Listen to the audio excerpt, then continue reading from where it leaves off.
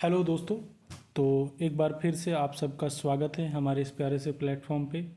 तो साथियों, जैसा आप सब जानते हैं कि इस प्लेटफॉर्म पे हम चंडीगढ़ टीजीटी से रिलेटेड कुछ चीज़ें कर रहे होते हैं, जिसमें अभी तक हम पीवाईक्यूज़ कर चुके हैं। दूसरा हमारा एक एनसीईआरटी की सीरीज़ चल रही है, जिसकी वीडियो आपको इसी चैनल पे रोज़ 5:30 बजे के अराउंड देखने को मिलती है। ठीक है। और इसके साथ साथ हमने एक मॉक टेस्ट भी लगाया है, मिक्स मॉक टेस्ट लगाया है अभी तक हमने दोस्तों। इसी मॉक टेस्ट का ये एक नेक्स्ट पार्ट है, यानी पार्ट 2 है आज। ठीक है दोस्तों, तो आइए डिस्कस कर लेते हैं एक मिक्स्ड जो है मॉक टेस्ट। तो मैं दोस्तों बता दूं आप लोगों को, ये जो मॉक टेस्ट है जो आप दे रहे हैं, या फिर एक ये प्रैक्टिस टेस्ट है, इसलिए क्योंकि ये एकदम जो 2015 और 2014 में एंड 2014 में जो 2024 में जो पेपर हुए टीजीटी के, उनके आधार पे है। और कुछ क्वेश्चंस आपको डायरेक्टली भी वहाँ से देखने को मिल सकते हैं इसमें। ठीक है, वो हैं ही, देखने को मिलेंगे क्या, वो हैं भाई। ठीक है, उसमें मुझे कोई गुरेज नहीं है बात कहने में। तो दोस्तों मुझे लगता है अब मुझे ये क्वेश्चन शुरू करने चाहिए बिगर आप लोगों का बहुत ज़्यादा टाइम वेस्ट किए हुए। तो दोस्तों हमने अभी तक 25 क्वेश्चन किए थे, अब हम 26वां क्वेश्चन आज कर रहे होंगे दोस्तों। ठीक है, तो 26 क्वेश्चन देख लेते हैं। ये क्या कह रहा है, किसी देश के व्यापार की शर्तें टर्म्स ऑफ ट्रेड किसे प्रदर्शित करती हैं। किसी terms of trade of a country is expressed as the ratio of, बताइए क्या वो quantity of exports and import है। क्या वो quantity of export and import है दोस्तों। ठीक, नहीं, ये गलत है। क्यों? क्योंकि जो quantity of export and import है वो क्या दिखाती है दोस्तों, वो क्या दिखाती है दोस्तों, वो दिखाती है ग्रॉस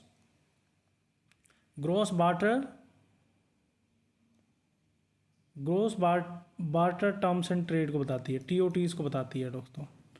ठीक है, वो क्या बताती है दोस्तों, वो बताती है निर्यात और आयात की मात्रा का अनुपात, जिसके हम सकल विनिमय निर्यात की शर्तें भी कहते हैं, ग्रॉस बार्टर ट्रेड भी कहते हैं। निर्यात और आयात की मात्रा का जो अनुपात होता है उसको क्या दिखाता है, quantity of export and import. ठीक है, ये इसको नहीं दिखाती है। क्या पूछा है, टर्म्स ऑफ ट्रेड को नहीं दिखा रहा है।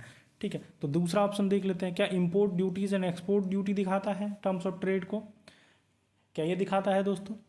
ये भी गलत है। कैसे गलत है दोस्तों, बता देता हूँ कैसे गलत है। ये दिखाता है import duties and export duties, वो क्या बताता है, वो क्या बताता है दोस्तों, कोई बताएगा। ये फिस्कल पॉलिसी टूल्स होते हैं। ये क्या होते हैं दोस्तों, ये फिस्कल पॉलिसी टूल्स होते हैं, फिस्कल पॉलिसी टूल्स होते हैं। ठीक है, फिस्कल पॉलिसी टूल्स होते हैं। इनका क्या काम होता है दोस्तों, कोई बताएगा। इनका काम होता है, गवर्नमेंट इनको यूज कर रही होती है, गवर्नमेंट इनको यूज कर रही है किस लिए, टू रेगुलेट व्हाट, किस चीज़ को रेगुलेट करने के लिए कर रही होती है, किस चीज़ को कर रही होती है, हमारे ट्रेड बैलेंस को रेगुलेट करने के लिए, हमारे बैलेंस ऑफ पेमेंट को रेगुलेट करने के लिए जो है इन सब चीज़ों का इस्तेमाल कर रही होती है गवर्नमेंट। ठीक है, और एक चीज़ और बता दूं, टैरिफ जो है डोमेस्टिक और इंटरनेशनल जो मार्केट होती है उसमें चेंज होते रहते हैं दोस्तों। तो हमारा फर्स्ट एंड सेकंड नहीं हो सकता, ये कट गया है। थर्ड देख लेते हैं, निर्यात और आयात की कीमतों का अनुपात, निर्यात और आयातों की कीमतों का अनुपात, सी ऑप्शन कह रहा है ये। तो क्या ये सही है, क्या ये सही है दोस्तों, बताओ। बिल्कुल ये सही है, ये सही है दोस्तों। कैसे सही है, देखो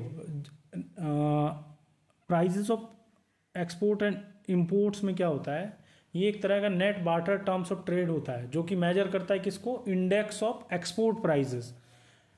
ठीक है, इंडेक्स ऑफ एक्सपोर्ट प्राइजेस को मेजर करता है relative to the index of import price.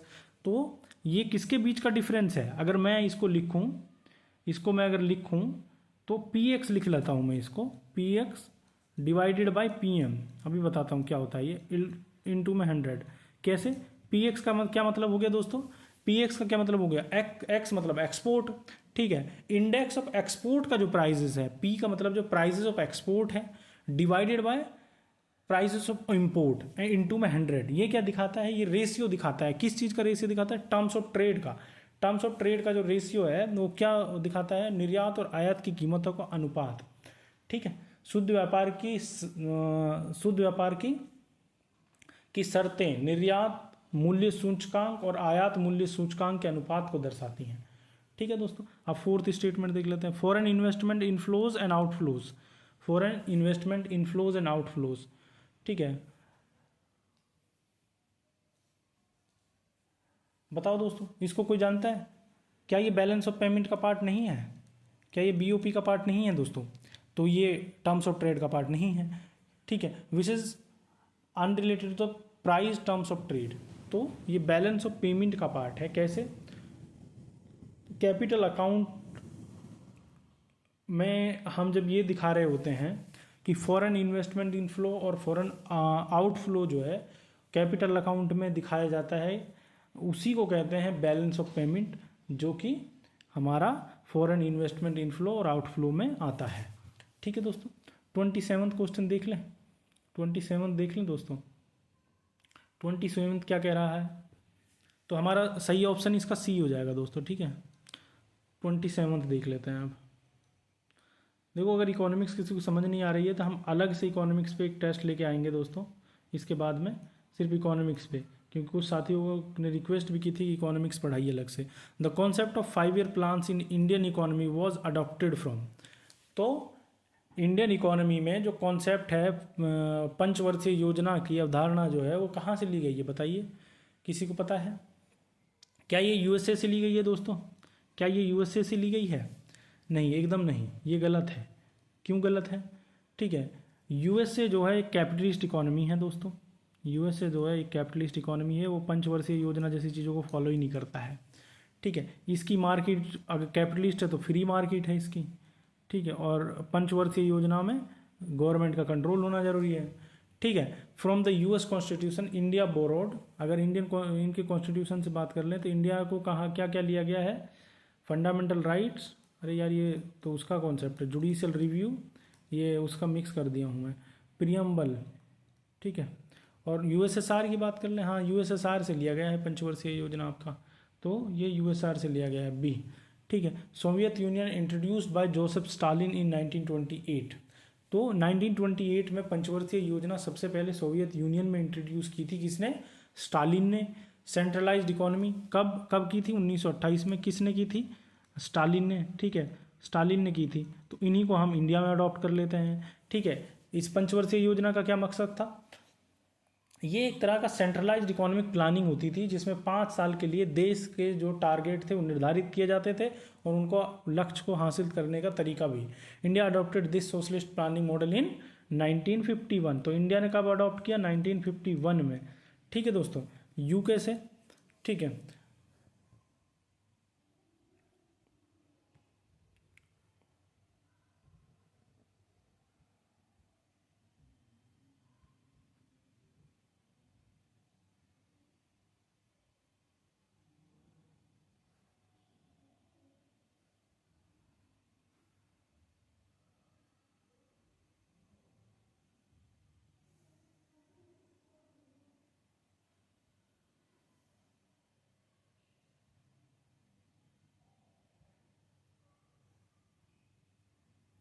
एक सेकेंड गाइस, ये सिस्टम उलझ रहा है थोड़ा सा, मैं इसको ठीक कर दूं, मतलब हैंग कर जा रहा है। तो ठीक है दोस्तों, इसका जवाब जो है यूएसएसआर हो गया। 28 देख लेते हैं। Who among the following is regarded as the chief architect of Indian planning. Indian planning का जो है चीफ आर्किटेक्ट किन को कहा जाता है दोस्तों? क्या किसी को पता है इसका जवाब? क्या जवाहरलाल नेहरू को क्या कहा जाता है? क्या जवाहरलाल नेहरू को कहा जाता है? पंडित जवाहरलाल नेहरू जो हैं चेयरमैन थे। Nehru was the chairman of national planning committee. ठीक है, एनपीसी जो बनी, नेशनल प्लानिंग कमेटी, एनपीसी 1938 में बनी, उसके चेयरमैन तो थे ये, प्लानिंग कमीशन। ठीक, और फर्स्ट चेयरमैन थे प्लानिंग कमीशन के, और जो फर्स्ट चेयरमैन थे प्लानिंग कमीशन के 1951 में, 1950 में जो बना, उसके फर्स्ट चेयरमैन भी थे नेहरू जी ही। ठीक है दोस्तों, but he is regarded as the political champion of planning. इनको पॉलिटिकल चैंपियन ऑफ प्लानिंग कहा जाता है, पॉलिटिकल चैंपियन ऑफ प्लानिंग कहा जाता है दोस्तों इनको। किनको? नेहरू जी को। ये आर्किटेक्ट नहीं कहा जाता इनको, chief architect of Indian planning नहीं कहा जाता है इनको, ठीक है, ठीक है, but regarded as a political champion rather than a technical chief architect, ठीक है, ठीक है दोस्तों। तो नेहरू जी जो हैं, अब बी ऑप्शन देख लेते हैं। एम विश्वेश्वरैया थे क्या था? एम विश्वेश्वरैया थे क्या? इनका क्या योगदान है? इन्होंने एक किताब लिखी है जिसका नाम था प्लान्ड इकोनॉमी दोस्तों, जिसका नाम था प्लान्ड इकोनॉमी, ठीक है, प्लान्ड इकोनॉमी फॉर इंडिया। कब लिखी? 1934 में दोस्तों। उसमें इन्होंने क्या बताया? ठीक है, इसमें इन्होंने क्या बताया? इसीलिए ये जो बुक थी इनमें इन्होंने बताया कि किस तरह से हम इंडिया की प्लानिंग करके इंडिया को आगे लेके चल सकते हैं, इंडिया को डेवलप कर सकते हैं। इसीलिए इनको पायोनियर ऑफ क्या कहा जाता है? पायोनियर ऑफ इकोनॉमिक प्लानिंग कहा जाता है, पायोनियर ऑफ इकोनॉमिक प्लानिंग कहा जाता है इनको, ठीक है दोस्तों, ठीक है। अब देख लेते हैं पीसी महालनोबिस को देख लेते हैं, पीसी महालनोबिस को देख लेते हैं। इनके बारे में क्या है? पीसी महालनोबिस, प्रसन्नता चंद्र महालनोबिस जो हैं, ये mathematical strategy behind the second 5 year plan जो है उसके पीछे का इन्होंने जो मैथमेटिकल स्ट्रेटजी थी वो बिल्ड की, ठीक है। इनको फेल्डमैन महालनोबिस मॉडल भी कहते हैं। इनके मॉडल को जो है laying the heavy industrial framework for the post independence India.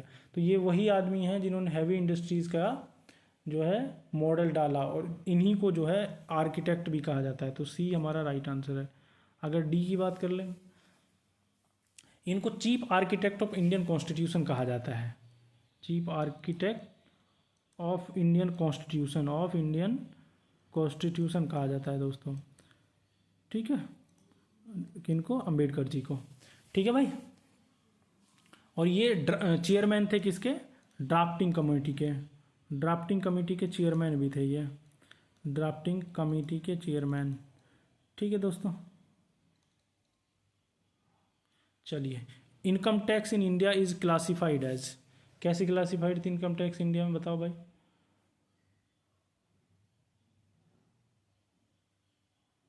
Direct and proportional क्या?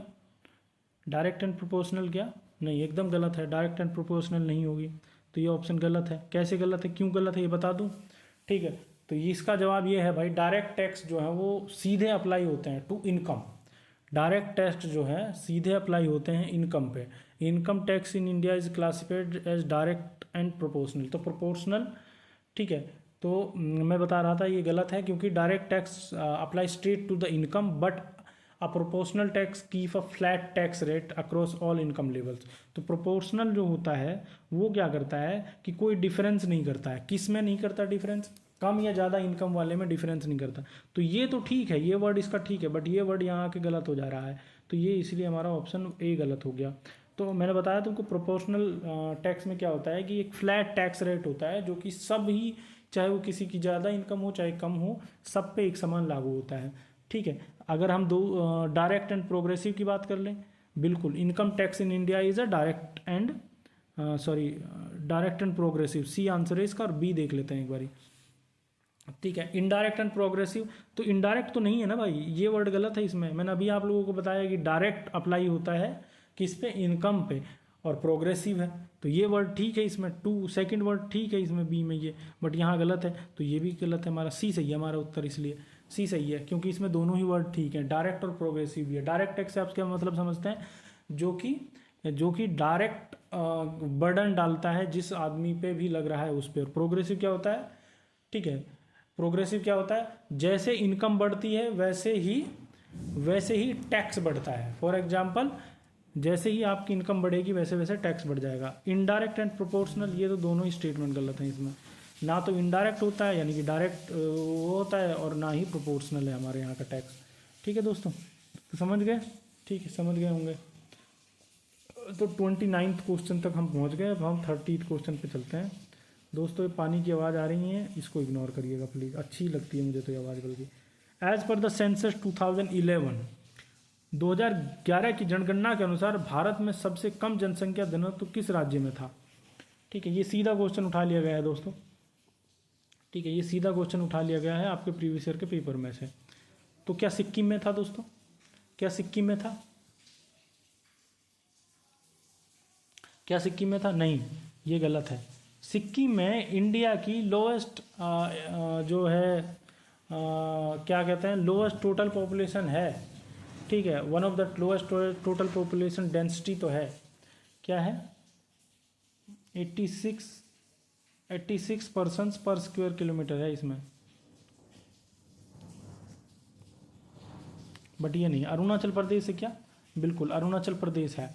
तो ये बी सही आंसर है इसका। बी क्यों है? According to 2011 census, Arunachal Pradesh recorded the lowest density of 17% per square kilometre. ठीक है, इसकी 17% है पर स्क्वायर किलोमीटर। ठीक है, तो इसकी 86 थी, इसकी 86 थी। ठीक है, ये lowest total population among the Indian states में आता है। कितनी पॉपुलेशन है सिक्किम की? 6.1 लाख है थी उसके अनुसार। ठीक है, 6.1 लाख। ठीक है, नागालैंड की अगर बात कर लें तो दोस्तों, नागालैंड किस चीज़ के लिए फेमस है?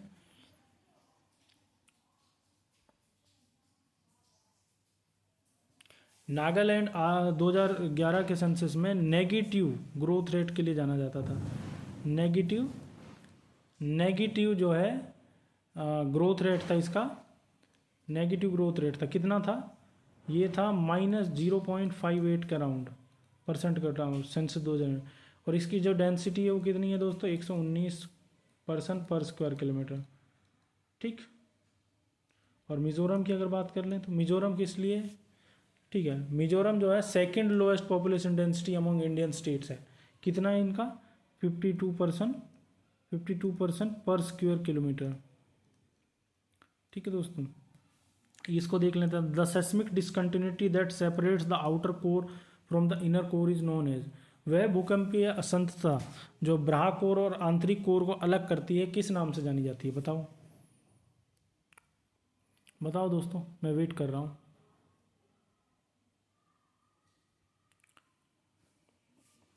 क्या वो मोहरविसिक जो डिसकंटिन्यूटी है या जो मोहरविसिक असंतता है उसके नाम से जाना जाता है? नहीं, एकदम गलत। ये गलत है। क्यों गलत है बता देता हूँ। तो मोहरविसिक जो होती है वो between earth crust and mental होती है। अर्थ का क्रस्ट होता है, अर्थ क्रस्ट एंड मेंटल होता है इसमें। ठीक, और गुटनबर्ग क्या होता है दोस्तों? गुटनबर्ग क्या होती है दोस्तों? ये लोअर मेंटल और आउटर कोर के बीच में होती है। ये लोअर किसके बीच में? लोअर मेंटल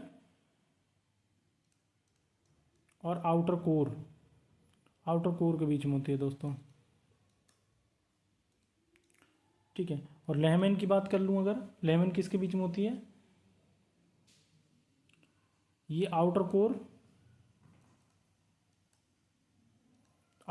और किसके बीच में? इनर कोर के बीच में होती है। और इसकी कॉनराड डिसकंटिन्यूटी की अगर बात कर लूँ तो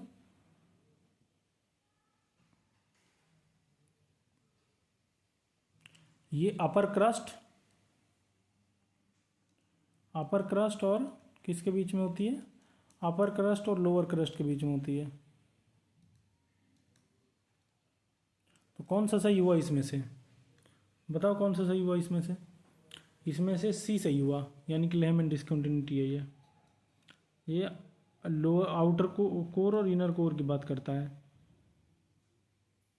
ये रहा आउटर कोर और इनर कोर। ठीक है दोस्तों, 32 पे आ जाए। ये क्या पूछ रहा है? Polar fling force is a Wegener's continental द्वीप theory is related to. Wegener के महाद्वीपीय विस्थापन सिद्धांत में ध्रुवीय पलायन बल किससे संबंधित है? ये बताना है, बताइए बताओ। पहला ग्रेविटेशनल फोर्स से क्या? नहीं, ये गलत है। क्यों गलत है? बताओ क्यों गलत है?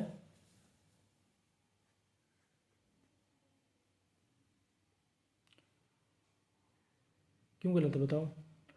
वैगनर कहते हैं कि ग्रेविटी काम कर रही होती है, ग्रेविटी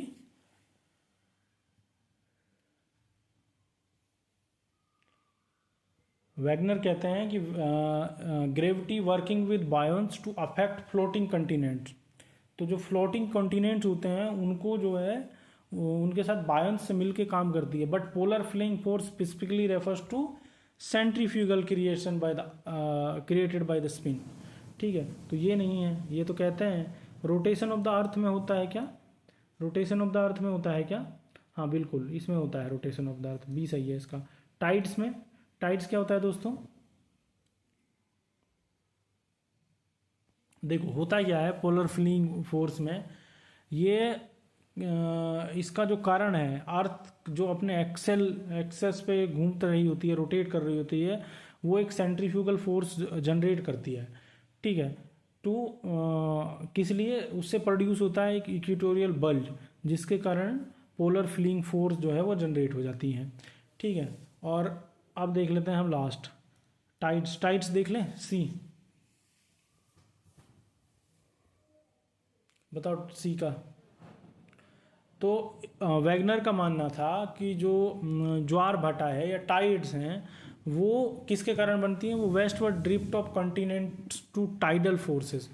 तो टाइडल फोर्सेस के कारण जो कंटिनेंट्स का वेस्टवर्ड ड्रिफ्ट हो रहा है उसके कारण जो है टाइड्स उभरती हैं। यानी कि अगर आसान भाषा में बताऊँ तो ग्रेविटेशनल अट्रैक्शन जो है मून और सन का, उसके कारण जो लहरें पैदा होती हैं उनको हम टाइड्स या ज्वार भाटा कहते हैं, ना कि वो पोलर फिलिंग फोर्स के कारण क्रिएट हो रही हैं। अब हम रेवोल्यूशन ऑफ अर्थ पढ़ लें। रेवोल्यूशन ऑफ अर्थ में क्या है, ये इनकरेक्ट क्यों है? ये अर्थ जो है अपने ऑर्बिटल मूवमेंट की बात कर रहा होता है। अर्थ जो है अपने ऑर्बिट में घूम रहा है around the sun, which Wegener didn't invoke in his drift theory. तो इसकी तो वैगनर साहब बात ही नहीं करते हैं, तो हमारा बी सही आंसर हो जाएगा दोस्तों। 33 which of the following landform is not an exchange of metamorphic rocks. ठीक है, निम्नलिखित में से कौन सी भू आकृति कायांतरित रूपांतरित चट्टान का उदाहरण नहीं है? कायांतरित रूपांतरण चट्टान का उदाहरण नहीं है, बताओ कौन सी नहीं है? बताओ भाई, वेट कर रहा हूं मैं। क्या क्वार्टेजाइट नहीं है? क्या क्वार्टेजाइट नहीं है? भाई क्वार्टेजाइट का तो आप सबको पता है ये क्या होती है।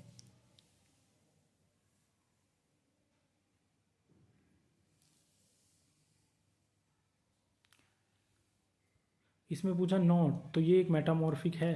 कैसे मेटामॉर्फिक है ये? ठीक, कैसे मेटामॉर्फिक है ये? क्योंकि जो क्वार्टिजाइट बनता है वो कैसे बनता है? फॉर्म जब सैंडस्टोन जो है मेटामॉर्फिज्म से होकर गुजरते हैं अंडर हीट एंड प्रेशर। तो जब बहुत ज़्यादा सैंडस्टोन को बहुत ज़्यादा हीट और प्रेशर मिलता है तो मेटामॉर्फिज्म होता है, और मेटामॉर्फिज्म के कारण ही क्वार्टिजाइट बनते हैं। नीस की अगर बात कर लें दोस्तों, नीस की अगर बात कर लें, ऑप्शन 2, नीस कैसे बन रहा है और नीस किस तरह का वो है? चट्टान पत्थर है। ये एक तरह का जो नीस है वो एक फ्लोटेड मेटामॉर्फिक रॉक है, एक फोलिएटेड मेटामॉर्फिक रॉक है। कैसे बनता है ये? High grade regional metamorphism of granite से बनता है। कैसे? High grade regional metamorphism of granite से बनता है। तो ये भी एक तरह का मेटामॉर्फिक रॉक है। तो ग्रेनाइट का बताओ दोस्तों, ग्रेनाइट क्या है? ग्रेनाइट बताओ। ग्रेनाइट, ग्रेनाइट जो है वो इग्नियस रॉक है। ठीक है, इग्नियस रॉक है दोस्तों, तो ये सही होना चाहिए। सीस्ट और देख लेते हैं फिर बताते हैं। ठीक है, तो ग्रेनाइट कैसे बनता है? ये एक जो इंट्रोसिव प्लॉटेनिक तरीके से जो रॉक्स फॉर्म होते हैं, ठीक है, उनमें से एक है granite. Cooling of magma deep inside earth, जब मैग्मा अर्थ के अंदर में कूल डाउन होता है तो उसी को कहते हैं हम लोग क्या? ग्रेनाइट। उसी से बनता है ग्रेनाइट। सीस्ट का क्या है? सीस्ट क्या है?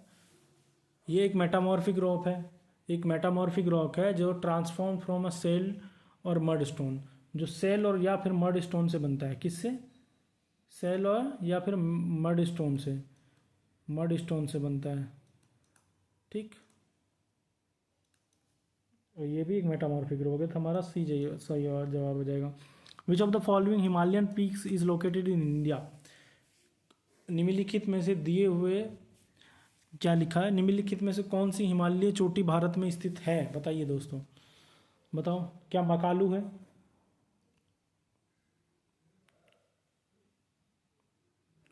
तो मकालू तो जो है पूरी तरह से तो नेपाल में है, पर ये नेपाल और चाइना बॉर्डर पे है, नेपाल एंड चाइना बॉर्डर पे है दोस्तों। और इसकी अगर मैं आपको हाइट की बात कर लूँ तो इसकी हाइट है 8485 मीटर। और धौलागिरी की अगर मैं बात कर लूँ तो धौलागिरी कहाँ है दोस्तों, ये पूरी तरह से नेपाल में है। ठीक है, ये नेपाल में है। और इसकी हाइट कितनी है दोस्तों, धौलागिरी की हाइट कितनी है, 8167 मीटर। ठीक है, फिर अन्नपूर्णा की अगर मैं बात कर लूँ दोस्तों, अन्नपूर्णा कहाँ है, ये भी पूरी तरह से नेपाल में है। कहाँ पे है, नेपाल में है। तो कंचनजंगा फिर इंडिया में हुआ। ठीक है, कंचनजंगा कहाँ हुआ, इंडिया में। तो कंचनजंगा की हाइट भी बता दूँ आप लोगों को। फिर कंचनजंगा की जो हाइट है वो 8586 मीटर है दोस्तों। ठीक है, ये जो है थर्ड हाईएस्ट पीक है वर्ल्ड की, वर्ल्ड की थर्ड हाईएस्ट पीक है ये। ठीक है, और ये कहाँ पे है, ये सिक्किम और नेपाल के बॉर्डर पे है, सिक्किम एंड नेपाल के बॉर्डर पे। ठीक, the Yarlung Tsangpo river in Tibet is known as India. Yarlung क्या पढ़ रहे हैं इसको, तसांगपो नदी की भारत में किस नाम से जाना जाता है, बताओ भाई। यारलोंग तसांगपो नदी को भारत में किस नाम से जाना जाता है, भाई इसका जवाब ब्रह्मपुत्र है। चलो, इंडस का क्या है, इंडस का क्या सीन है भाई। ये एक ऐसी नदी है जो कि कहाँ से निकलती है, तिब्बत से निकलती है, तिब्बत से निकलती है। इंडस की बात करते हो तिब्बत से निकल रही है। कहाँ से, कहाँ से, लेक मानसरोवर से, लेक मानसरोवर से। ठीक है, और ये क्या कर रही है, ये सिंगी खंबन कहा जाता है इसको, यानी कि लायंस माउथ। गंगा की अगर बात कर लूँ, थोड़ा सा गंगा के बारे में थोड़ा ज्ञान दे दूंगा आप लोगों को। गंगा जो कहाँ से निकलती है, देवप्रयाग, देवप्रयाग से निकलती है गंगा, देवप्रयाग। और किसके कॉन्फ्लुएंस होता है वहाँ पे, कॉन्फ्लुएंस पॉइंट है ये किसका, किसका कॉन्फ्लुएंस पॉइंट है, बताओ भाई। भागीरथी अलकनंदा का, भागीरथी अलकनंदा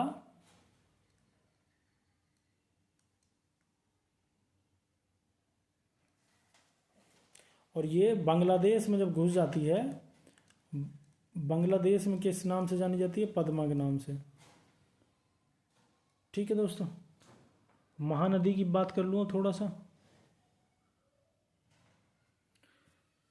महानदी एक पेनिनसुलर रिवर है, कहाँ बनती है, छत्तीसगढ़, छत्तीसगढ़ के कहाँ, सिहावा में। ठीक, चलिए 35th क्वेश्चन पे आ जाते हैं अब। अच्छा हो गया 36 पे आ जाते हैं। The Paithan Jayakwadi hydro electric project is located in, Paithan Jayakwadi जल विद्युत परियोजना किस नदी पर स्थित है, बताओ भाई। पैठण या जायकवाड़ी,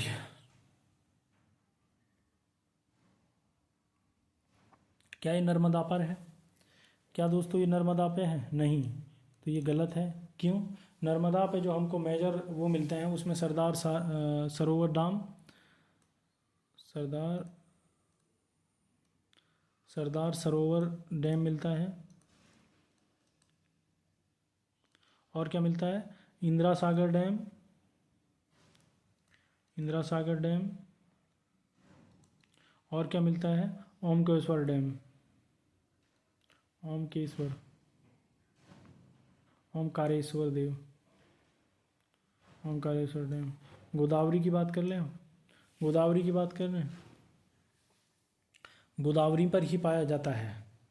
बी सही है। गोदावरी पे जायकवाड़ी जो डैम है पैथन प्रोजेक्ट के अंतर्गत is built on the Godavari river in Chhatrapati Sambhaji Nagar district Maharashtra में। कहाँ पे है ये कहाँ पे है दोस्तों? ये छत्रपति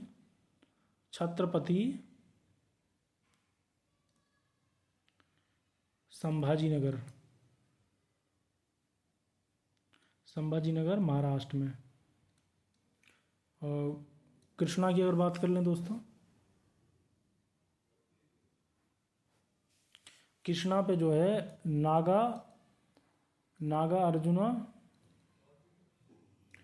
अर्जुन सागर डैम है दोस्तों। और इसके ऊपर और भी है, सिरसिल्ला डैम है एक,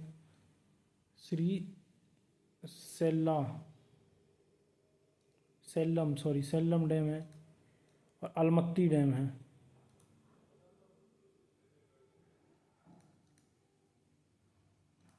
ये डैम है।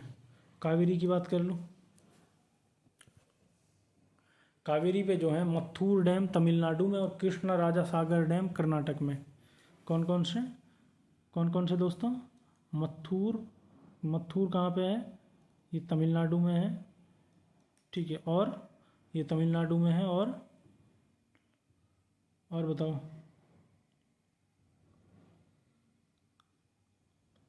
और कृष्णा सागर डैम कर्नाटक में है।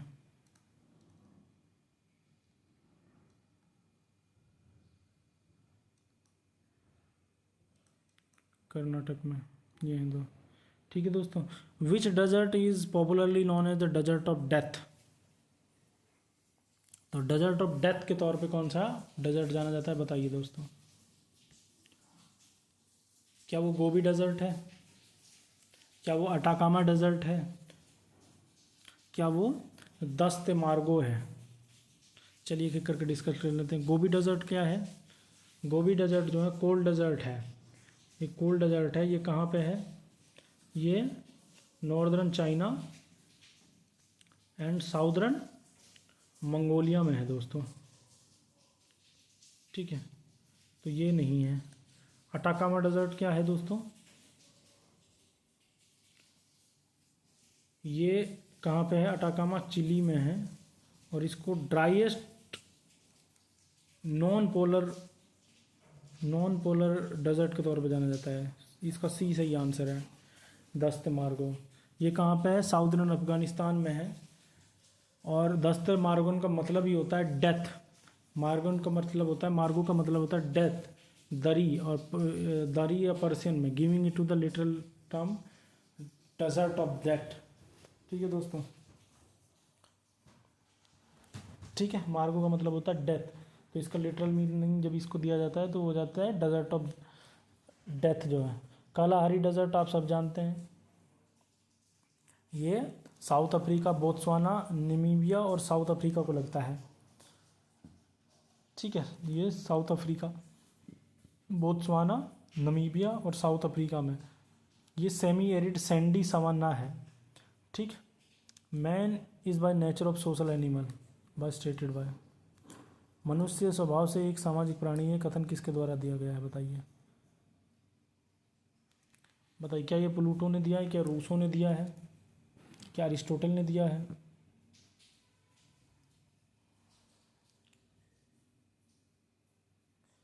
नहीं, रूसो गलत है। क्यों? क्योंकि ये बात करते हैं, इन्होंने एक अपनी बुक लिखी है, man is born free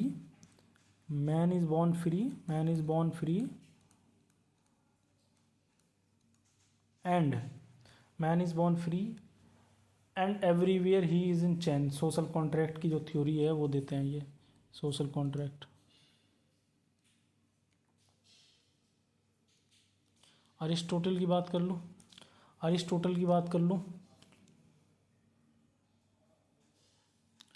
Aristotle जो है वो कहते हैं man is by nature a political और सोशल एनिमल।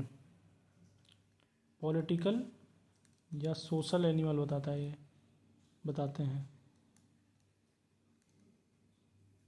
ठीक है दोस्तों। ये क्या करते हैं, हाईलाइट करते हैं that individual can't be fulfil lives outside society.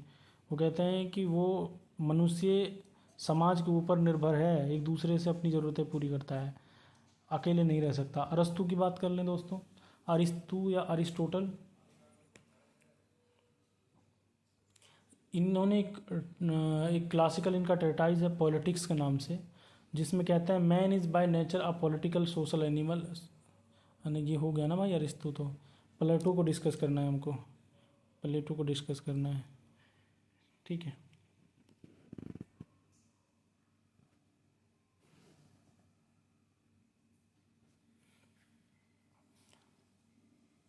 ये अरस्तु के जो टीचर थे, अरिस्टोटल टीचर थे उनके, ठीक है। और क्या थे भाई, इन्होंने जो है the Republic and the idea of philosopher king दिया इन्होंने, the Republic and idea of philosopher king. MacIver क्या है, मैकाइवर का क्या रोल है भाई, ये सोशोलॉजिस्ट हैं, आर एम मैकीवर के नाम से जाने जाते हैं। एक सोशलिस्ट हैं जो कि डिफाइन करते हैं society, स्टेटिंग society is a web of social relationship, web of social relationship.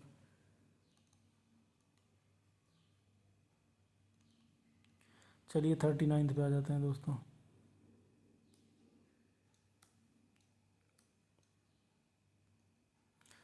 According to Max Weber, a girl slapping an eye teaser is an example of which type of action?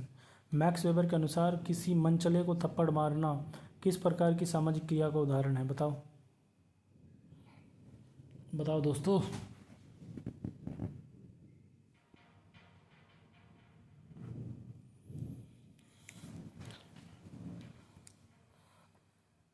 Traditional action है क्या ये, क्या ये traditional action है?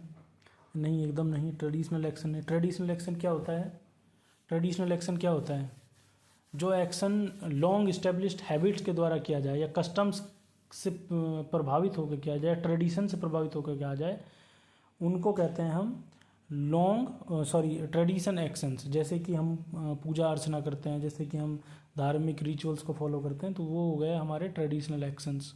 अगर हम देखें affective action, affective action है क्या ये, एकदम सही है ये अफेक्टिव एक्शन है। कैसे बताता हूँ देखो, अफेक्टिव एक्शन क्या होता है, जब कोई एक्शन ऐसे किया जाए, इमोशंस में आके किया जाए, इमीडिएटली किया जाए, उसको कहते हैं हम, उसको क्या कहते हैं हम, अफेक्टिव एक्शन कहते हैं। जैसे कि इमीडिएट इमोशनल स्टेट है, एंगर आ रहा है, इम्पल्स आ रहा है, और एग्जाम्पल है इसका स्लैपिंग समवन इन एंगर, ठीक है। जैसे ही इम्पल्स हो रहा है, जैसे ही गुस्सा आ रहा है, उसके माध्यम से जो किया जा रहा है, क्या किया जा रहा है, एक्शन किया जा रहा है, उसको क्या कहते हैं अपन लोग, उसी को कहते हैं अपन लोग एक्शन इफेक्टिव। फिर वैल्यू रैशनल एक्शन क्या होता है, वैल्यू रैशनल एक्शन क्या होता है दोस्तों, जब कोई एक्शन ऐसा हो जो इसलिए किया जाए क्योंकि इंट्रेंसिक मॉरल, इथिकल और रिलीजियस वैल्यूज़ में भरोसा हो, ठीक है। जैसे कि फॉर एग्जांपल कोई कैप्टन अपनी शिप के साथ अगर डूबने लग जाए, तो वो मॉरल या इथिकल जो है वैल्यूज़ के आधार पे उसके साथ डूब रहा है, ठीक है, वो बचकर भाग भी सकता है। इंस्ट्रूमेंटल रेशनल एक्शन क्या होता है, action rationally calculated to achieve a specific end using optimised means, ठीक है। जब हम किसी स्पेसिफिक गोल को अचीव करने के लिए, स्पेसिफिक गोल को अचीव करने के लिए, स्पेसिफिक गोल को अचीव करने के लिए हम कोई एक्शन ले रहे होते हैं, तो उसी को कहते हैं इंस्ट्रूमेंटल रेशनल एक्शन। 40 पे आ जाएं अब दोस्तों, जवाब मिल गया आप लोगों को। 40 क्या कहता है, दलित साहित्य आंदोलन का उदय किस भारतीय राज्य से हुआ था? इसका सबको पता है, महाराष्ट्र आंसर है। कैसे महाराष्ट्र, बताओ जरा, यूपी भी तो हो सकता है। मैं तब तक पानी पी लेता हूँ, तब तक आप बताइए।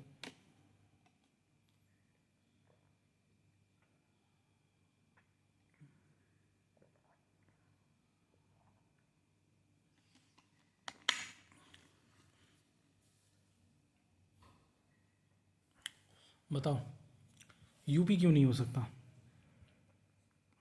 तो यूपी में जो है दलित पॉलिटिक्स मोबिलाइजेशन बामसेप और बीएसपी के रूप में होती है।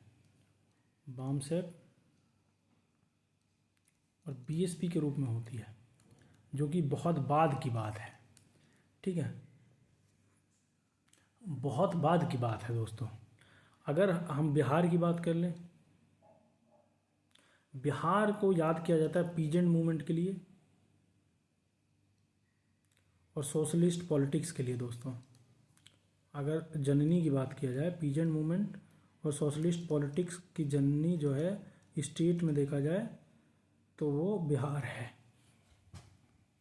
ठीक, अगर महाराष्ट्र की बात कर ली जाए तो महाराष्ट्र में एक आंदोलन जन्म लेता है, दलित साहित्य जिसमें उभर के आता है। ठीक है, ठीक, दलित साहित्य जिसमें उभर के आता है। कब जन्म लेता है ये 1960-70 के दशक में जन्म लेता है। ठीक,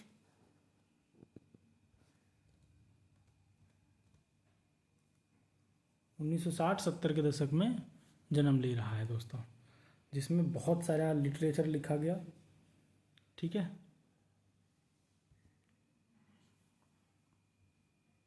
तो महाराष्ट्र, ये मध्य प्रदेश में नहीं है। ठीक है, मध्य प्रदेश में नहीं, तो महाराष्ट्र इसका सही आंसर हो जाएगा। Human relations theory of management lays main emphasis on. ठीक है, ह्यूमन रिलेशन लोक प्रशासन का मानव संबंध सिद्धांत मुख्य रूप से किस पर जोर देता है? बताओ भाई, किस पे जोर देता है? बताओ भाई।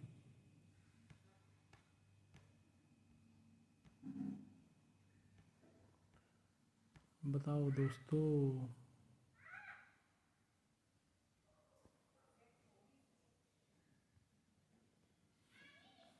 यार दो चीज़ें और बता दूं। महाराष्ट्र में जो दलित लिटरेचर आया उसके जो सूत्रधार थे या फिर जिसके आसपास वो चला, वो क्या था? जैसे बाबूराव बगुल हो गया, नामदेव धसल जो हो गया। ठीक है, एंड द दलित पैंथर्स के नाम से भी एक मूवमेंट यहाँ चला। तो बाबूराव बगुल और नामदेव धसल ने बहुत सारा लिटरेचर लिखा है। तो अगर मध्य प्रदेश की बात कर लें तो मध्य प्रदेश महू एक जगह है मध्य प्रदेश एमपी में, जहाँ पर डॉक्टर भीमराव अम्बेडकर का जन्म हुआ। बस यही संबंध है। हम दलित लिटरेचर से अगर दिखा सकते हैं तो यही दिखा सकते हैं।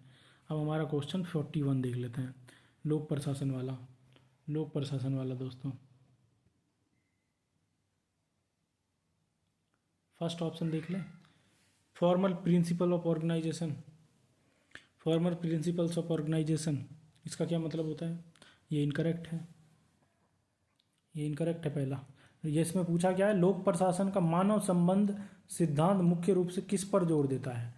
तो लोक प्रशासन का जो मानव संबंध सिद्धांत है वो मुख्य रूप से किस पे जोर देता है? क्या वो संगठन के औपचारिक सिद्धांत पे ज़्यादा ध्यान देता है?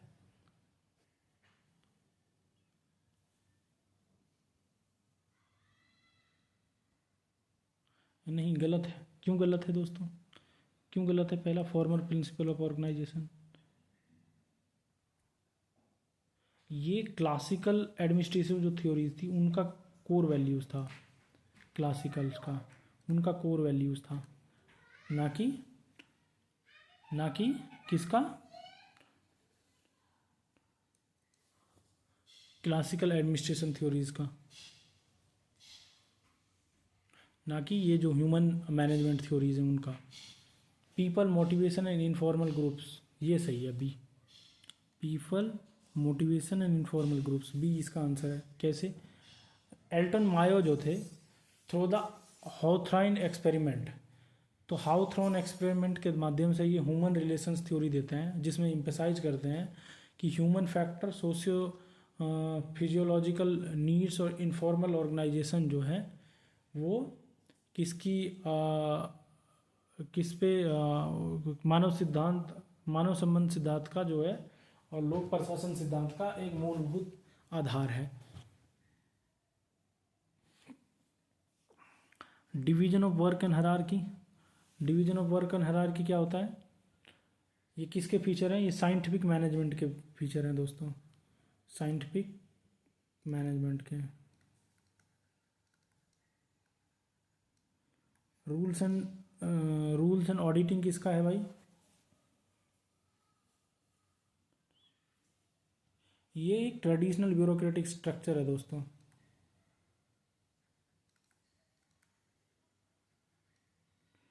ठीक, 40 सेकेंड पे चल लें।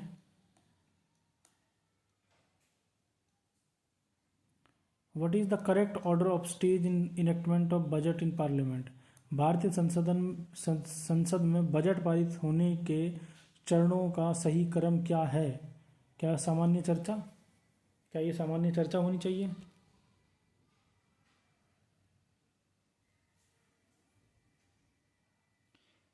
मैं लिख रहा हूँ, आप बताना, आप ढूंढना और सही ऑप्शन बताना दोस्तों, ठीक है। पहला ऑप्शन क्या होता है? पहला ऑप्शन होता है प्रेजेंटेशन, ठीक है। दूसरा ऑप्शन क्या होता है दोस्तों? दूसरा होता है जनरल डिस्कशन। तीसरा क्या होता है दोस्तों? तीसरा होता है जो कमिटीज होता है उनके द्वारा स्क्रूटनी। चौथा क्या होता है दोस्तों? वोट्स होता है, वोटिंग ऑन डिमांड्स। पांचवा क्या होता है दोस्तों?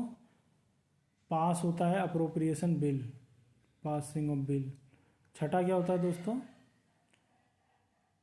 फाइनेंस बिल जो बनता है उसको पास कराना। ये 6 प्रोसेस है, 6 स्टेप्स हैं, देख लो कौन सा पहले आता है। तो जनरल डिस्कशन कितने नंबर पे है दोस्तों? ये दूसरे पे रहेगा। और जनरल डिस्कशन, तो जनरल डिस्कशन तो पहले पे कौन सा था दोस्तों? प्रजेंट करना, प्रजेंट ढूंढो। थर्ड, थर्ड पहले इसमें है, इसमें है, तो ये कट गया, ये कट गया, ठीक है। थर्ड, और थर्ड के बाद 2 होना चाहिए, यही है। सी आंसर है हमारा इसका, सी आंसर है हमारा दोस्तों इसका, ठीक है।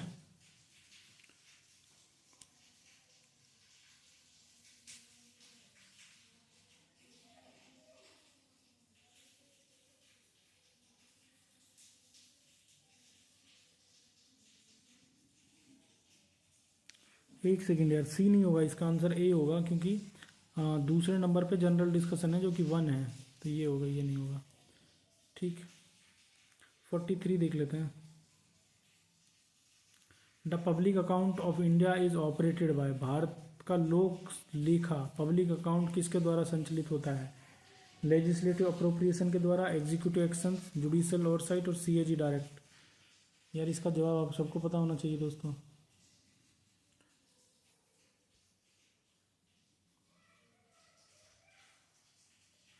पहले एक एक ऑप्शन देख लें। विधेयक विनियम, लेजिस्लेटिव अप्रोप्रिएशन है क्या?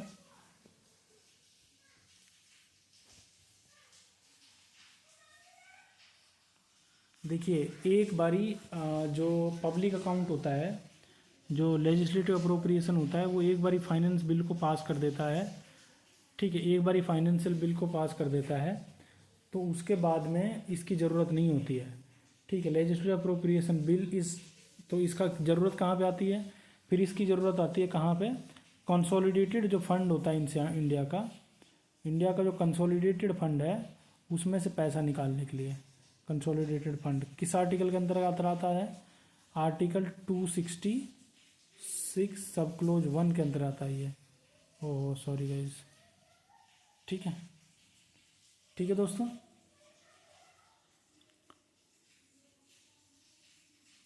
तो इसके अंदर पब्लिक वो नहीं आएगा,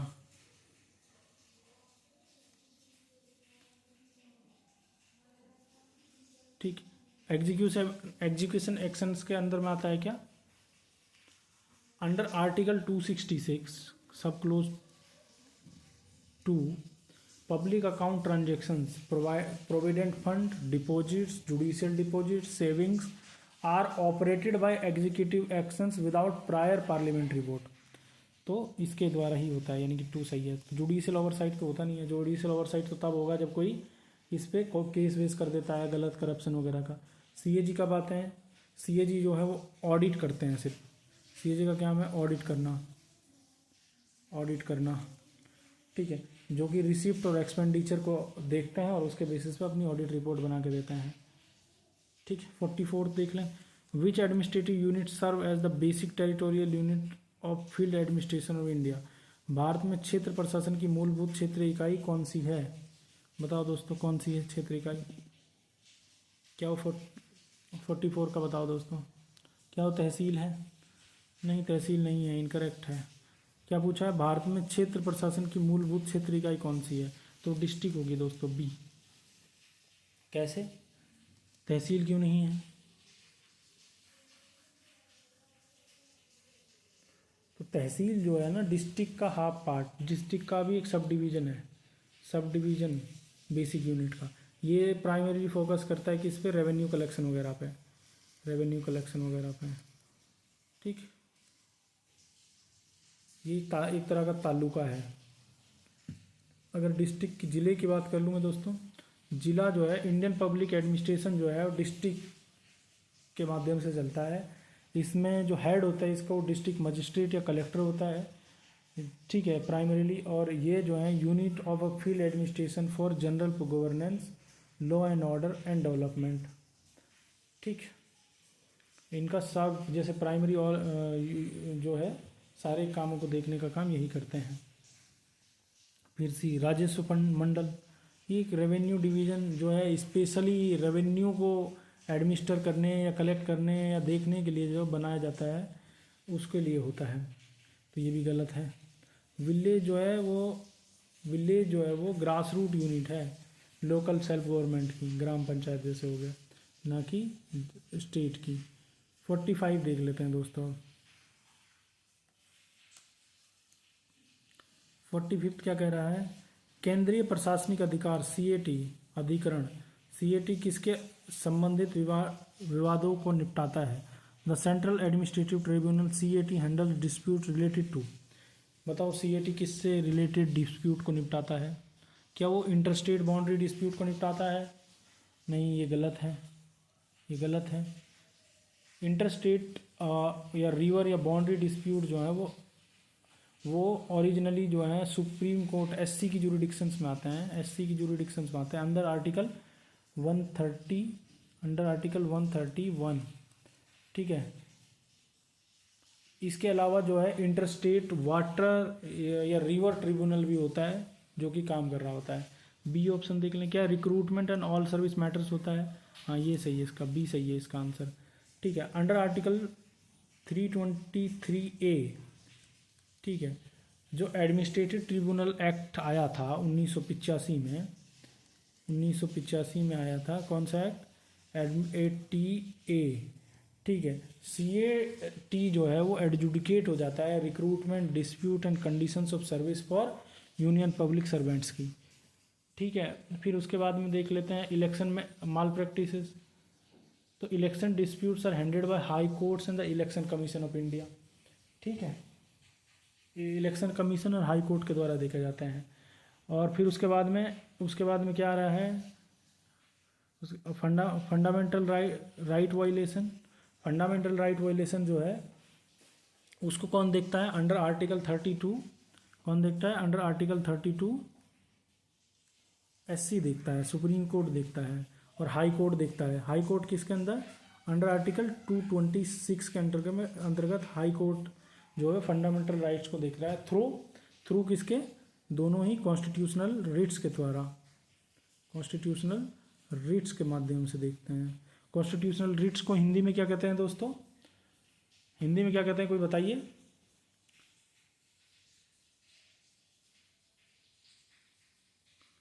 यार हिंदी में तो मुझे भी याद नहीं आ रहा है, आप लोगों को किसी को याद आएगा तो कमेंट बॉक्स में बता देना भाई। द साइकोलॉजिकल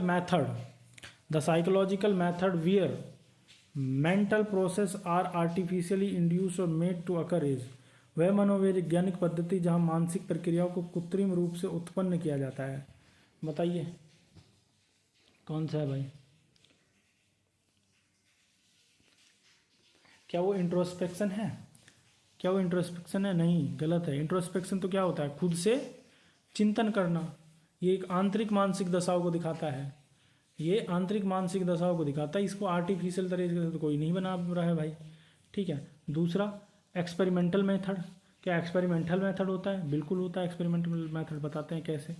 ठीक है, एक्सपेरिमेंटल मेथड्स में क्या होता है, आर्टिफिशियली चीज़ों को मैनिपुलेट किया जाता है रिसर्च के माध्यम से, एक्सपेरिमेंट्स के माध्यम से। इंडिपेंडेंट वेरिएबल्स जो होते हैं, इंडिपेंडेंट वेरिएबल्स होते हैं, उनको लेबोरेटरी में लेके जाया जाता है, फिर उनके साथ अलग वेरिएबल्स मिलाए जाते हैं, उनके बिहेवियर, मेंटल और फिजिकल प्रोसेस में चेंजेस लाए जाते हैं, उसी को कहते हैं एक्सपेरिमेंटल मेथड। क्लिनिकल मेथड ज़्यादातर डायग्नोस्टिक बेसिस पे होता है, इसमें आर्टिफिशियली चेंजेस के बेसिस के लेवल पे कुछ नहीं हो रहा होता है दोस्तों, ठीक है। और मैं फिर देख लूँ डिफरेंशियल मेथड में क्या हो रहा है दोस्तों, ये स्टैटिस्टिकल एक वो होता है, इंडिविजुअल में कितने चेंजेस आए उसको न्यूमेरिकल वे में, जैसे इंटेलिजेंस और पर्सनैलिटी ट्रेट्स में कितने बदलाव आए, उनको न्यूमेरिकल और स्टैटिस्टिकल वे में जब मापा जाए तो उसको डिफरेंशियल मेथड कहते हैं दोस्तों। कितना समय हो गया हमको ये करते हुए दोस्तों, 55 मिनट हो गया, बस होने वाला है। Introspection is considered as, introspection अंतर्निरीक्षण एक माना जाता है क्या, ऑब्जेक्टिव मेथड नहीं, सब्जेक्टिव मेथड, स्टैटिस्टिकल मेथड और एक्सपेरिमेंटल मेथड। सब्जेक्टिव मेथड होना चाहिए, सब्जेक्टिव मेथड होना चाहिए ना दोस्तों, बिल्कुल सब्जेक्टिव मेथड होना चाहिए, ठीक है आप लोगों के अनुसार। अरे भाई सब्जेक्टिव मेथड ही है। ऑब्जेक्टिव मेथड क्या होता है, चलो ये बता दो। ऑब्जेक्टिव मेथड जो है वो एक तरह से ऑब्जर्वेबल डेटा होता है जिसमें, ठीक है, ऑब्जर्वेबल डेटा होता है, जिस डेटा को इंडिपेंडेंट एक रिसर्चर जो है वो वेरीफाई कर सके, उसी को हम ऑब्जेक्टिव मेथड कहते हैं। सब्जेक्टिव मेथड में क्या हो रहा है दोस्तों, सब्जेक्टिव मेथड जो एक ऐसा स्टेट है जिसमें सारी चीज़ें इंटरनल सेल्फ रिपोर्ट के आधार पे बन रही होती हैं, एक्सपीरियंस की जा रही होती हैं, और उनको directly verified by outside observer possible ही नहीं है कि कोई आउटसाइड का ऑब्जर्वर आए और इनको वेरीफाई कर पाए, ये पॉसिबल नहीं है, तो इसीलिए इंट्रोस्पेक्शन होगा। क्लिनिकल मेथड स्टैटिस्टिकल मेथड क्या होता है दोस्तों, स्टैटिस्टिकल मेथड बता दो भाई।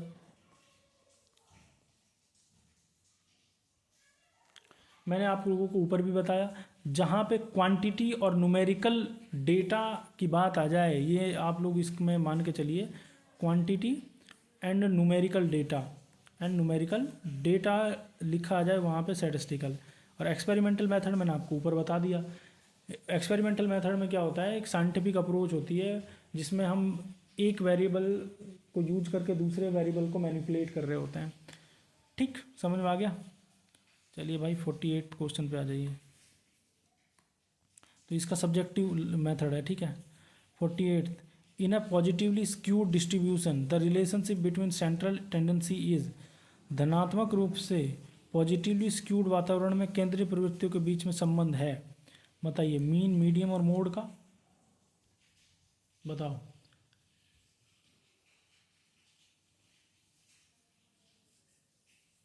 बताओ भाई।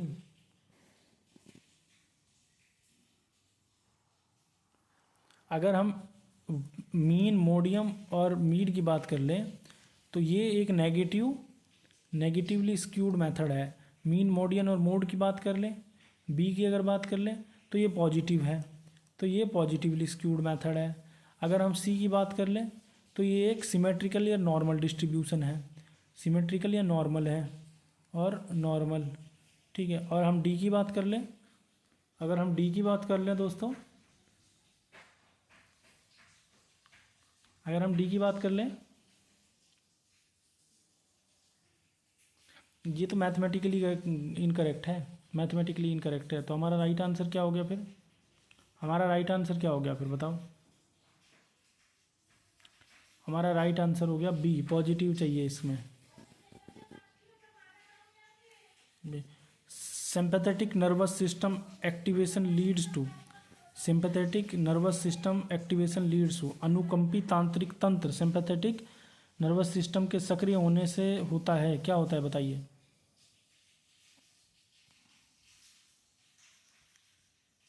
बताइए दोस्तों। An increase in heart rate, बिल्कुल सही है यार, ये ही सही है। इसमें होता क्या है बता देता हूँ। सिंपैथिक नर्वस सिस्टम जो है वो ट्रिगर करता है एक इमरजेंसी कंडीशन को, फाइट और फ्लाइट मोड के लिए एक्टिवेट कर देता है इंसान को, फाइट और फ्लाइट। इसमें क्या होता है, इसमें जो है हार्ट रेट जो है वो एक्सेलरेट कर जाती है, जिसके कारण ब्लड प्रेशर बढ़ता है और प्यूपल डायलेशन हो जाता है। ठीक है, प्यूपल डायलेशन हो जाता है, तो ये इसका सही जवाब है। डिक्रीज इन हार्ट रेट का क्या मतलब होगा दोस्तों, बी ऑप्शन में। हार्ट रेट जो है रेड्यूस कर जाती है, is executed by the parasympathetic nervous system. तो ये कौन सा नर्वस सिस्टम है दोस्तों, जहाँ पे ये पैरासिम्पैथेटिक है नर्वस सिस्टम है। डिक्रीज इन ब्लड प्रेशर ये कब होता है दोस्तों, डिक्रीज इन ब्लड प्रेशर सी।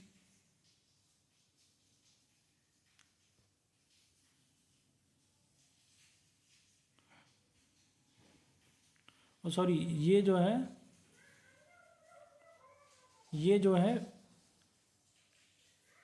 सी जो है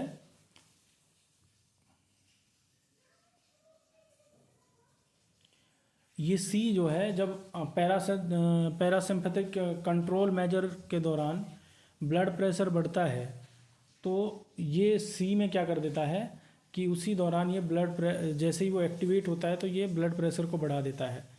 ठीक है, और कंस्ट्रक्शन ऑफ पुपिल्स क्या होता है दोस्तों, पुतली को सिकुड़ना, क्या है ये, क्या लिखा हुआ है यार ये, हाँ कॉन्स्ट्रिक्शन। तो जैसे ही पैरासिम्पैथेटिक एक्टिविटी होती हैं वैसे ही जो प्यूपिल जो हैं या भुएँ जो हैं वो सिकुड़ने लगती हैं, पुतलियाँ जो हैं। Whereas sympathetic activation dilates pupils. 50th question देख लेते हैं दोस्तों। Which gland plays a key role in regulating body metabolism. कौन सी ग्रंथि शरीर के चापचिपी मेटाबॉलिज्म को नियंत्रित करने का मुख्य भूमिका निभाती है, बताओ 50th का। क्या वो पिट्यूटरी ग्लैंड है, क्या वो पिट्यूटरी ग्लैंड है दोस्तों, ये इनकरेक्ट है। इसको क्या कहते हैं, मास्टर ग्लैंड कहते हैं दोस्तों।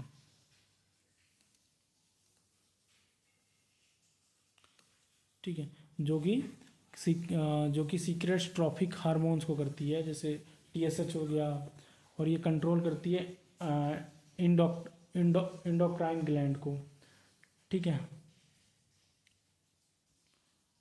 एड्रेनल ग्लैंड क्या होती है, ये किडनी के टॉप वगैरह पे लोकेटेड होती है, और ये एड्रेनालाइन है और हेड्रोलाइन जो होती हैं स्ट्रेस रिस्पॉन्सेज और ये साल्ट बैलेंस वगैरह बनाने के लिए यूज होती है। ये थायराइड ग्लैंड क्या होती है, ये T4 छोड़ती है, और T4 T3 से, which directly govern the basal metabolism rate BMR। ठीक है, तो थायराइड BMR को जो रेगुलेट करती है वो थायराइड ग्लैंड होती है। पाइनल ग्लैंड क्या होती है, ये स्लीप और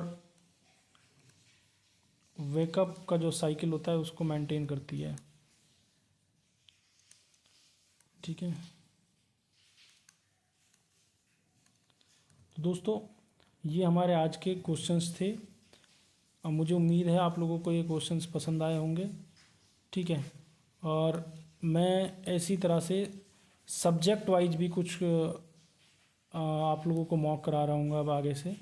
सब्जेक्ट वाइज 100 क्वेश्चंस होंगे उसमें, तो आप लोग हमारे साथ इस चैनल पे जुड़े रहिए। हम आपको पूरा चंडीगढ़ TGT PGT की थ्योरी भी कराएंगे, मॉक भी कराएंगे, और सब कुछ कराएंगे दोस्तों। बस आप लोग जुड़े रहिए हमारे साथ। तो दोस्तों अभी के लिए मैं लेता हूँ विदा। आप लोग अपना ध्यान रखिए, पढ़ते लिखते रहिए। टेक केयर दोस्तों, बाय बाय।